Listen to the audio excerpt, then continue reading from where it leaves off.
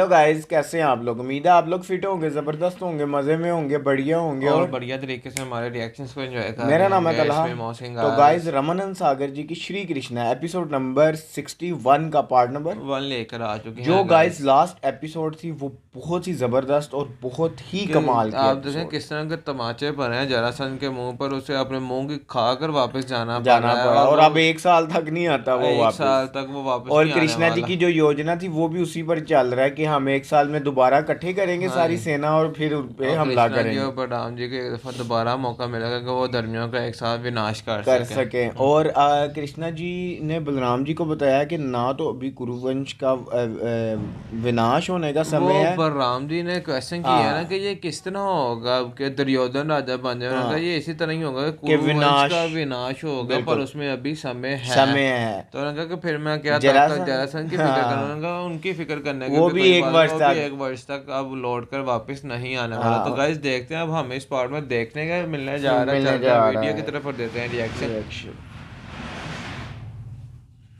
प्रस्तुत कर रहे हैं। हाँ, रमन भागवत सागर में जी। उसका शीर्षक है उद्धव की ब्रज यात्रा।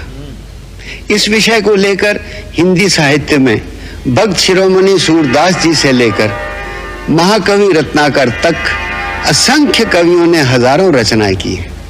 साहित्यकारों और दार्शनिकों ने सैकड़ों ग्रंथों में इस गूढ़ विषय पर व्याख्या की है। फिर भी ऐसा ही लगता है कि कोई भी पूरी तरह इस विषय की गहराई में डूबकर इसकी सतह तक नहीं पहुंच पाया।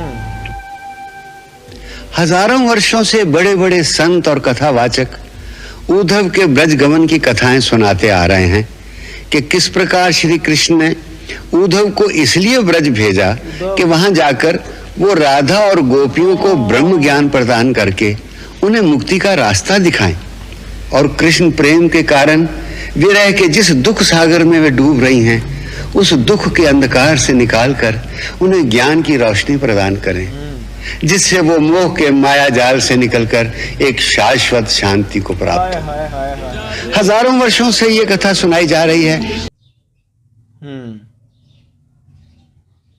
आपको याद है ना उद्धव।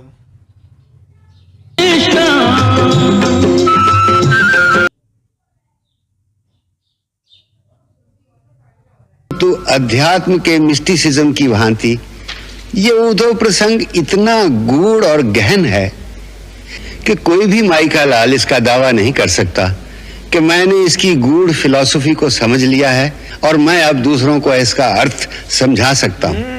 हम इसका दावा तो क्या, इसकी चेष्टा भी नहीं कर सकते। हमने तो जो कुछ ग्रंथों में पढ़ा है, जो कुछ साहित्य में ढूंढा है, जो कुछ महात्मा संतों और बड़े बड़े कथावाचकों से सुना है, उसी का आधार लेकर जैसी हमें भगवती वीणा पाणी ने प्रेरणा दी है वैसी ही कथा हम आपके सन्मुख प्रस्तुत कर रहे हैं। क्या बात है,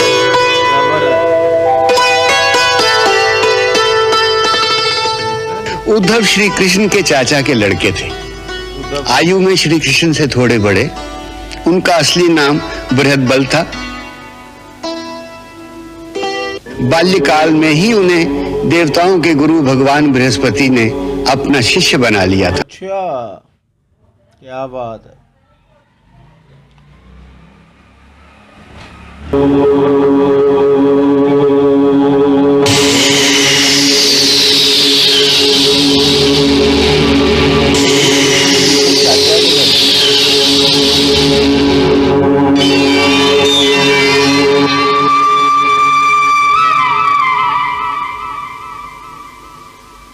देवगुरु बृहस्पति से उन्हें ब्रह्म ज्ञान की प्राप्ति हुई, जिससे वो सदा भगवान के अलख, निरंजन, निर्गुण और निराकार रूप के चिंतन में मस्त रहते थे।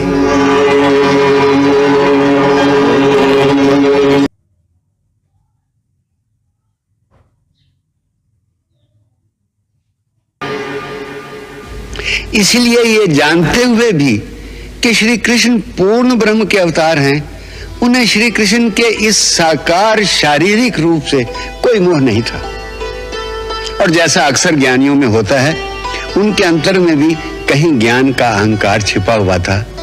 और भगवान तो अपने प्रिय भक्त का जिसको वो प्यार करते हैं अहंकार और अभिमान रहने नहीं देते। बिल्कुल। इधर श्री कृष्ण जब से गोकुल से मथुरा आए हैं, राजकाज के कामों ने उन्हें चारों ओर से घेर रखा है। आते ही उन्होंने सर्वप्रथम कंस का वध करके उस आतताई के अत्याचारों से प्रजा को मुक्ति दिलाई। फिर माता पिता को कंस के कारागार से मुक्त कराया। महाराज उग्रसेन को काल कोठरी से निकालकर उनका पुनः राज तिलक कराया। बिल्कुल। फिर राजकुल की मर्यादा अनुसार यज्ञोपवीत धारण करके गुरु आज्ञा से सांदीपनी मुनि के आश्रम में जाकर विद्या अध्ययन किया। हाँ, सुदामा जी से उनसे केवल 64 दिनों में 64 विद्याएं ग्रहण की। हाय, हाय, हाय। क्या बात है। तत्पश्चात गुरु माता के कहने पर उनके मृत पुत्र की तलाश में गए। पहले समुद्र तल में 5 जन्य शंख के अंदर छुपे हुए उस महासुर से युद्ध किया।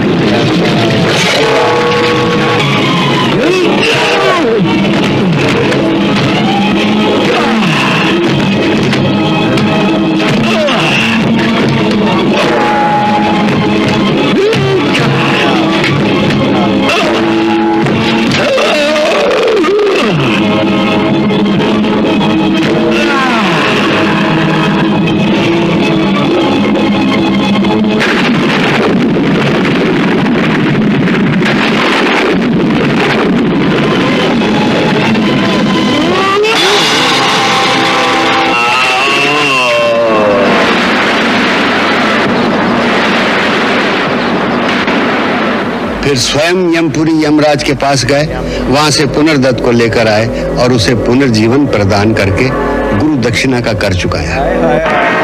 तत्पश्चात जब जरासंध ने कई अक्षौहिणी सेना के साथ मथुरा को घेर लिया तो दाऊ भैया के साथ अकेले ही उनकी सारी सेना का संहार किया।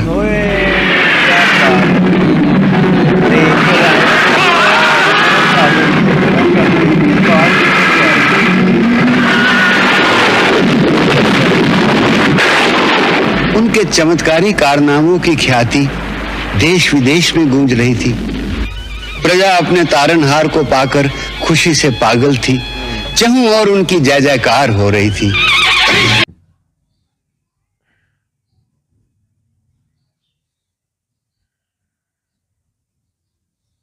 था जय जयकार, चहु और ख्याति और राजमहलों का ठाठ बाट।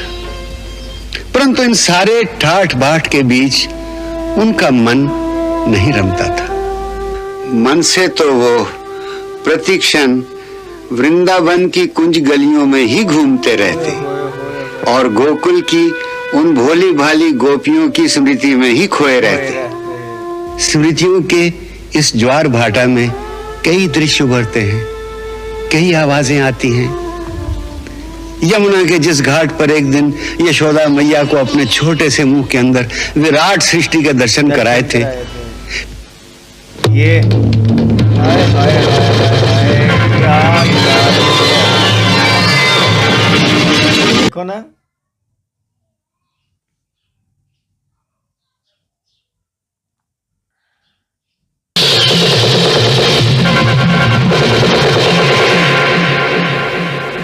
उनका दिल ही नहीं लग रहा।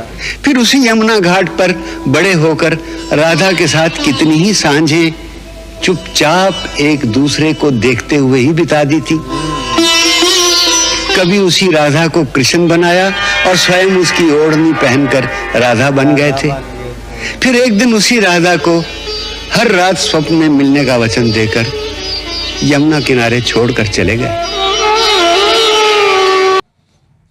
ओए होए होए होए।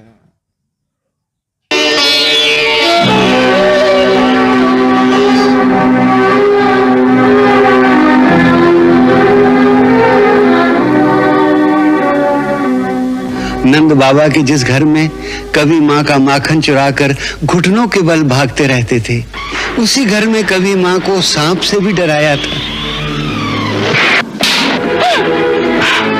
कभी दही की मटकी फोड़कर माँ के डंडे से बचने के लिए उसके आगे आगे भागते रहे थे। आज दिखाती हूँ तुझे, ठहर जाओ। नटखट कहीं का। अरे कहाँ तक भागेगा? हाँ? कब तक भागेगा? हाँ? लल्ला रुक जा, मैं कहती हूँ। कब तक भागेगा? उसी घर के आंगन में एक दिन माँ ने उखल के साथ बांध दिया था, जिसे देखकर देवता भी दुखी हो गए थे।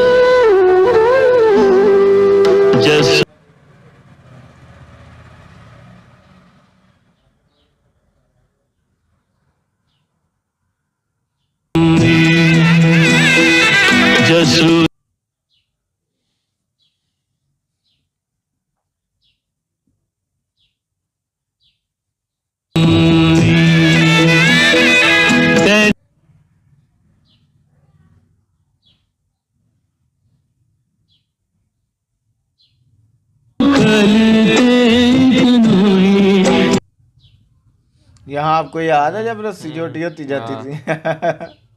जब कृष्णा जी ने चाहा है तभी बात है।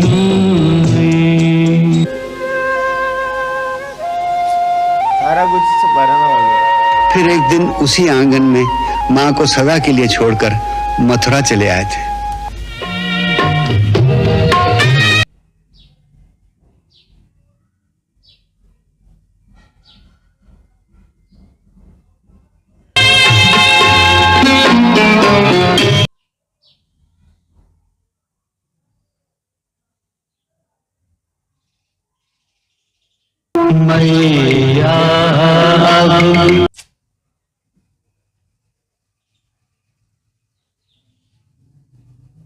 जाने दे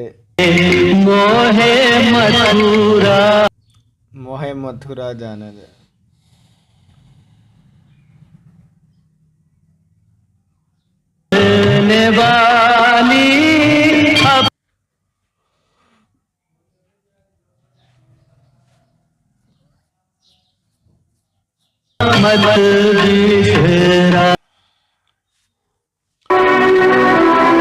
तो गाइस यहाँ ख़त्म हुआ ये पार्ट मोहसिन भाई बहुत कमाल का था कि रमानंद सागर जी ने किस प्रकार उन्होंने सारी फ्लैशबैक को वो दिखाया। जब से वो उन्होंने वहाँ से बात शुरू हुई ना, जब वो राजपाट संभाल रहे हैं कि वहाँ के फैसलों में, वहाँ की हर बात में वो अपने आप को बिजी कर लिया है, लेकिन उनको हाय हाय हाय हाय हाय मैं कहता हूँ कि देखकर तो बंदा इमोशनल हो ही जाता है खाली ये सुनकर ही कि जब वो रातों को बैठते हैं लेटते हैं उनको नींद नहीं आती तो वो वहीं घूम रहे होते हैं वृंदावन की गलियों में, वहीं वो घूम रहे होते हैं गोकुल की गलियों में अपने माता पिता के आंगन में, और जहाँ वो यमुना किनारे रास रचाते रहे हैं राधा जी के साथ। हाय हाय ये बात शुरू वहाँ से हुई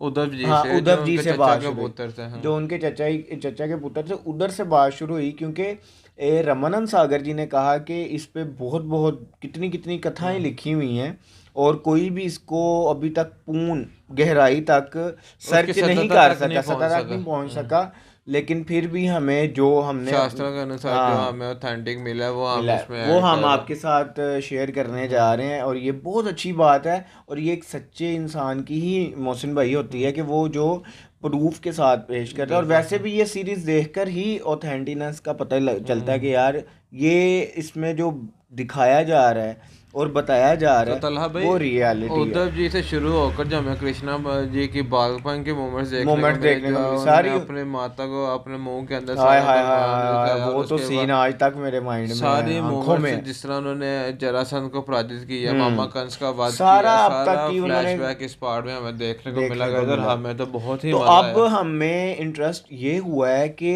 उद्धव जी का क्या ये मतलब कि हमें, क्योंकि हमने सिर्फ 10 मिनट की एक स्टोरी ही सुनी हुई है, कथा ही सुनी हुई है, लेकिन अब हमें देखने को मिलेगी। देखा मोहसिन भाई हमने जितनी भी वीडियोस पे रिएक्ट की है वो एक चीज़ हमें यहाँ इस सीरीज में देखने को मिली। तो गाइस अब नेक्स्ट देखेंगे क्या होने वाला है, क्या देखने को मिलने वाला है। यहाँ तक ये वीडियो अच्छी लगी तो लाइक शेयर कमेंट और हमारे चैनल को सब्सक्राइब करना मत भूलिएगा। मिलते हैं नेक्स्ट वीडियो नेक्स्ट पार्ट के साथ। Love you, bye bye.